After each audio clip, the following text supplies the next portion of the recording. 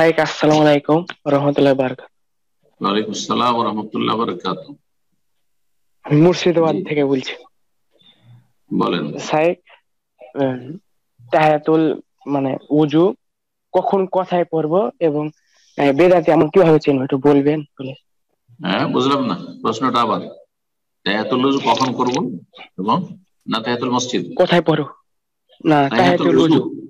হুম হুম। হ্যাঁ, কখন কোথায় পড়বো এবং বেদাতে এমন কিভাবে চিনবো? বেদাতি। বেদাতে আমল কিভাবে চিনবো এবং তাহায়াতুল উজু নামাজ কোথায় কখন পড়বো? বেদাতি আমাদের দুটো প্রশ্ন হয়ে গেল। তাহিয়াতুল ওযু কোথায় পড়বো? ওযু যেখানে করলেন, ওযু করার পরে সেখানে উপযুক্ত জায়গা দেখে তাহিয়াতুল ওযু পড়া যাবে। এখন বাড়িতে আছেন, সেখানে ওযু করলেন, তাহলে বাড়িতে তাহিয়াতুল ওযু পড়বেন, মসজিদের সাথে কোনো শর্ত নেই। মসজিদের ওযুখানা থেকে ওযু করেছেন আর তারপরে মসজিদে ঢুকলেন, তাহলে মসজিদে তাহিয়াতুল ওযুর নিয়ত করবেন যে তাহিয়াতুল ওযু করছি। দোকানে আছেন আর সেখানে উজু করলেন, তাহলে দোকানে আপনি যদি জায়গা থাকে নামাজ পড়ে নেবেন। যে কোনো জায়গায় আপনি আছেন, সফরে আছেন, উজু করলেন আর সেখানে আপনি তাহিয়াতুল ওযুর নিয়ত করতে পারেন, পড়তে পারেন, কোনো অসুবিধা নেই। যেখানে উজু করলেন সেখানে আশেপাশে যেখানে নামাজ পড়ার জায়গা থাকবে সেখানে তাহিয়াতুল ওযু পড়া যাবে। বেদাত কেমন করে চিনব?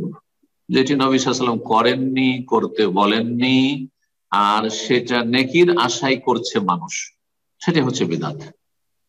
সেটা বিশ্বাসের ক্ষেত্রে, আকীদার ক্ষেত্রে নবী সাল্লাল্লাহু আলাইহি ওয়াসাল্লাম এমন আকীদা শিখাননি, ধর্মীয় বিশ্বাস শিখাননি। সাহাবায়ে কেরামরা এই আকীদা জানতেন না, আর সেটা পরে সেটা ধর্মীয় আকীদা বিশ্বাস মনে করে, তাহলে সেটা বিদআত। যেমন একটু আগে বললাম যে মহিলাদের মাসা করার সময়, উযুতে মাসা করার সময় মাথার কাপড় পড়ে গেলে উযু নষ্ট হয়ে যাবে, এটি নবী সাল্লাল্লাহু আলাইহি ওয়াসাল্লাম শিখাননি, আর সাহাবারাও জানতেন না।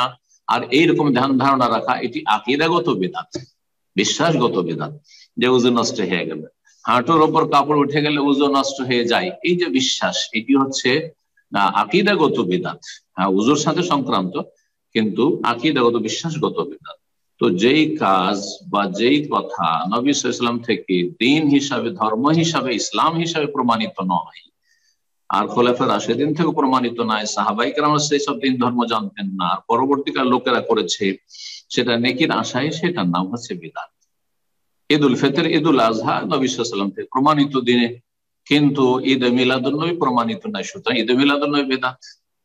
তারপরে নিসফে শাবান, 15 শাবানে দিনে রোজা রাখা, রাত্রে নফল পড়া, আর আরো বিভিন্ন কার্যক্রম, দলে দলে কবর জিয়ারত করা, আর ইত্যাদি ইত্যাদি, এসব করা, হালুয়া রুটি করা, আর গরিব মিসকিনকে খাওয়ানো, এগুলি নবী সাল্লাল্লাহু আলাইহি ওয়াসাল্লাম করেননি, করতে বলেননি, সাহাবারা করেননি, এগুলোকে নেকি মনে করেন, এগুলো জানতেন না তারা, এসব ধর্ম যে ধর্ম হইতে পারে কোন সময়।